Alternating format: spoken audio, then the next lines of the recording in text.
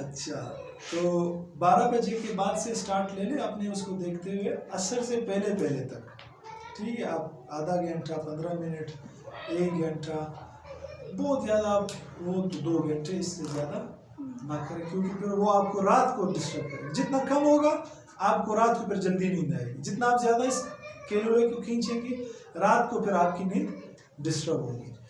Ideal 1 گھنٹہ 45 minute, یہ ideal ہے 1 گھنٹہ 45 منٹ. اچھا جی. اور بات تو بولتے ہیں کہ عصر اور مغرب کے بیچ میں نہیں سونا چاہیے. تو عصر سے پہلے میں کہہ رہا ہوں. نہیں بولتے نا کہ نہیں. عصر کے بعد سونے سے انسان پاگل ہو جاتا ہے. اگر لگاتار یہ عادت بنا لے عصر کے بعد سونے سے پاگل ہو جائے. جنون منع کیا گیا عصر کے بعد نہیں سونا چاہیے. مغرب کے ٹائم سو سکتے ہیں؟ مغرب کے بعد بھی منع کیا گیا کیونکہ عشاء کی نماز رہ جاتی ہے، ٹھیک ہے. لیکن اگر بہت حالات ایسے ہو کہ انسان مطلب تھوڑا دیر تھوڑی دیر 15 منٹ آدھا گھنٹہ. ہاں وہ تو مطلب بعد میں انسان بہت زیادہ وہ ہو جاتا ہے. کبھی مجھ پہ جب بہت زیادہ کام میں کر لیتا ہوں یا کہیں چلا جاتا ہوں پروگرام میں ایسے مغرب کے بعد پر مجھ سے نہیں ہوتا، کچھ بھی نہیں ہوتا.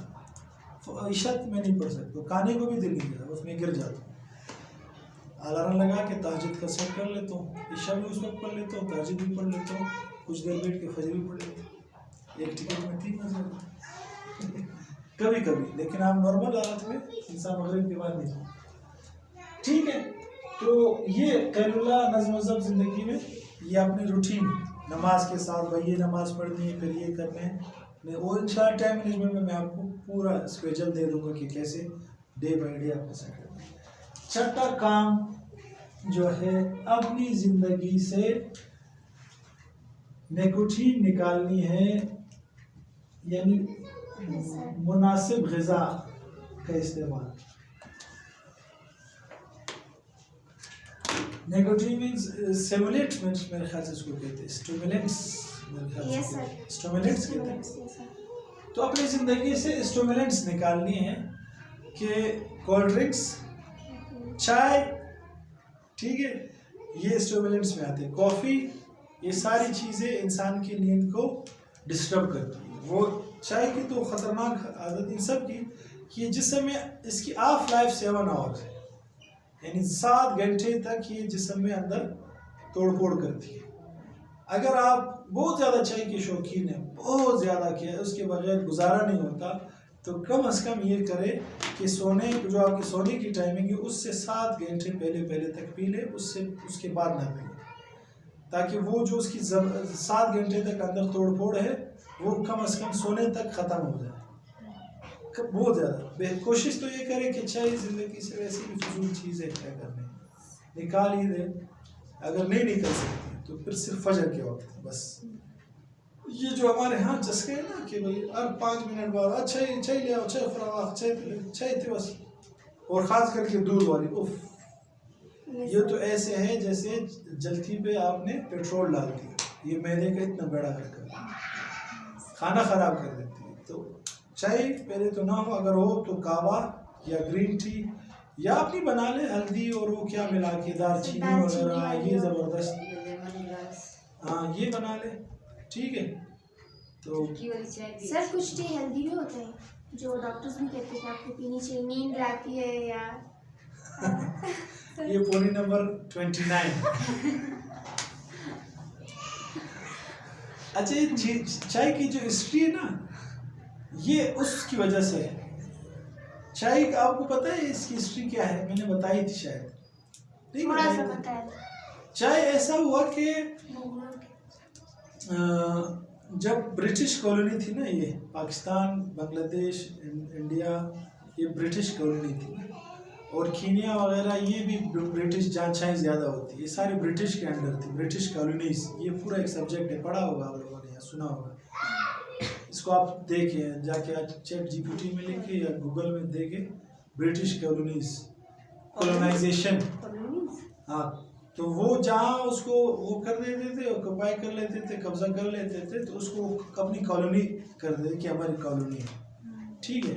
تو ہم بھی انہیں کی غلام تھے، آج بھی ہے، اس وقت بالکل آفیشلی تھے، آج کل ان آفیشلی ہے. تو اب انہوں نے دیکھا یار کہ وہاں ایک تو آبادی کم ہے کینیا وغیرہ میں، اور دوسرا ادھر کوئی خاص چیز نہیں، جسٹ کیا ہے، چائے کی پتی اور کچھ نہیں ہے۔ تو انہوں نے ایک کام کیا کہ یار وہاں سے چائے لے آئے، اور یہ جو ہمارے بر صغیر جس کو کہتے ہیں پاکستان، ہندوستان، بنگلہ دیش، یہاں انہوں نے اس کو ڈسٹریبیوٹ کیا فری میں، ڈاکٹروں کو پیسے دیے، حکیموں کو دیے پیسے، اور کہا کہ ان کے فضائل بیان کرو کہ یہ ہڈیوں کو درد ٹھیک کرتا ہے، یہ آپ کے دماغ کو فریش کرتا ہے، اور یہ کرتا ہے آپ کے دل کے وال جو بند ہوتے ہیں اس کو کھولتا ہے، فلانا فلانا ایسے فضائل۔ آپ کو پتہ ہے سگریٹ کی بھی اشتہارات چلے فضیلت والے اخباروں میں، میں آپ کو انشاءاللہ اس کی تصویر سینڈ کروں گا، میرے اس پریزنٹیشن، یہ سب چیزوں کی پریزنٹیشن ہے میرے پاس، انشاءاللہ جب بحال بنے گا تو پریزنٹیشن میں پھر ہم دیں گے۔ تو جب سگریٹ کی آئی تو چائے کی تو آپ خود سوچیں کہ کتنے فضائل انہوں نے بیان کیا، تو سب نے دڑا دڑ پینا شروع، ایک چیز مل رہی ہو، مفت مل رہی ہو، اتنے فائدے والی چیز ہو تو کون انکار کرے کہ مفت کی شراب تو قاضی بھی نہیں چھوڑتا، کاسی بھی نہیں چھوڑتا۔ تو پھر لوگوں نے جب اس کو پینا شروع کیا تو سب نے پینی شروع کر دی، مفت کی چیز تھی، سب نے دڑا دڑ خریدنا تو نہیں، مفت مل رہی تھی۔ اب چائے میں آپ کو پتہ ہے نکوٹین ہے، کیفین، جو چرس میں بھی ہے، جو ہیروئن میں بھی ہے، جو کرسٹل نشے میں بھی ہے، اس میں مقدار میں زیادہ ہے، اس میں کم ہے۔ اب جب آپ اس کو پئیں گے تو آپ کو اس کی عادت پڑ جائے گی، ایڈکٹ بن جائے گی، اب لوگوں کو اس کی عادت ہوگی۔ اب جب انہوں نے کہا کہ ہمیں دے دو، انہوں نے کہا پیسے، انہوں نے کہا کس چیز کے پیسے؟ کہا تو مفت میں تھوڑی ملیں گے، تو پیسے ملے، پیسے سے ملیں گے۔ پھر لوگوں نے پیسوں سے خریدنا شروع کر دیا، اور آج تک پیسوں سے خرید رہے ہیں۔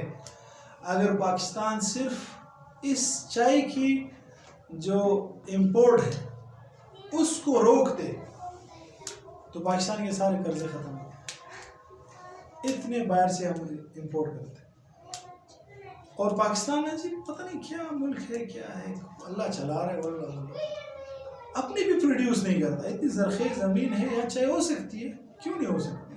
اتنی گرم علاقے، کینیا سے زیادہ گرم علاقے ہیں، تو وہاں کیوں نہیں کر رہے؟ لیکن کوئی سوچ، ویژن ہی نہیں، کسی کے پاس کوئی ویژن نہیں۔ پاکستان کے جتنے پولیٹیکل لیڈرز ہیں سب کو آپ کھڑا کریں اور سے کہ 100 سال بعد آپ پاکستان کو کہاں دیکھنا چاہتے ہیں؟ وہ کہتے ہیں 100 سال بعد کو چھوڑو، بس میرا پیٹ بھر جائے، 100 سال کس نے دیکھی؟ کوئی ویژن نہیں۔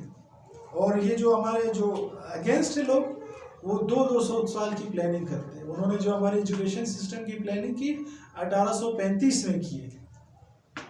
یہ جو آج کل کا ایجوکیشن ہے، اس کی پلاننگ جو رزلٹ آج کل کا ایجوکیشن دے رہا ہے، یہ 1835 میں انہوں نے پلاننگ کی، لارڈ میکالے نے وزٹ کر کے پھر یہ سارا ایجوکیشن سسٹم ڈیزائن کیا۔ پھر آہستہ کرتے کرتے آج جو پروڈکٹ چاہتے تھے وہ سارے پروڈکٹ آج ان کو مل گئے۔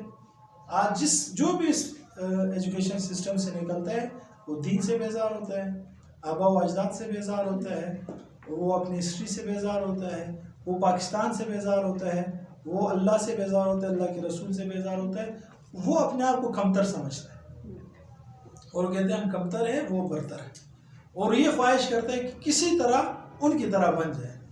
یہ آپ آج جا کے گوگل کر لیں، لارڈ میکالے اسٹیٹمنٹ 1835، وہ آ جائے گا آپ کے پاس۔ پوری اسٹیٹمنٹ اس نے دی ہے کہ میں نے بر صغیر میں پھرا اور میں اس نتیجے میں پہنچا ہوں کہ اس قوم کو ہم ایسی ہی قابض نہیں کر سکتے، قبضہ اس پہ نہیں کر سکتے، اس کو ہم ہرا نہیں سکتے جب تک ہم ان کو ان کے آبا و اجداد کے کارناموں سے دور نہ کر دیں، اور جب تک ان کو ہم احساس کمتری میں مبتلا نہ کر دیں کہ ہم کمتر ہیں اور یہ انگریز ہم سے برتر ہے۔ یہ اس کا اسٹیٹمنٹ آج بھی آن ریکارڈ موجود ہے، میں آپ کو واٹس ایپ بھی کر دوں گا۔ جب وہ 1835 آج دیکھو ہر تیسرا بندہ ہے یونیورسٹی میں، کالج میں، آپ گپ شپ کر کے دیکھیں، اس سے پوچھو یار کیا خیال ہے یورپ نہ جائے، یورپ کی کیا صورت ہے؟ بس یورپ کی ہی گن گائے، امریکہ کی ہی گن گائے، وہ اپنے آپ کو کچھ سمجھتا ہی نہیں۔ اس سے آپ کسی ہمارے آبا و اجداد میں سے جو صحابہ کرام گزرے، کسی کا نام پوچھ کے دیکھیں، اس کا نام ہوگا بلال،